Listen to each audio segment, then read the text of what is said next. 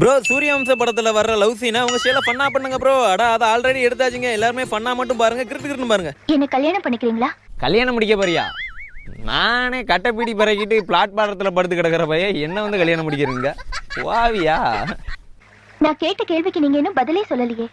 இல்ல ஆமா கேட்குறேன். என்ன கல்யாணம் முடிச்சு நீ என்ன பண்ண போறா? என்ன பண்ண போறா? என் கூட சேர்ந்து கட்டப்பீடி தான் பறக்கணும். இங்கே பேரு வம்பா சொல்றேன்.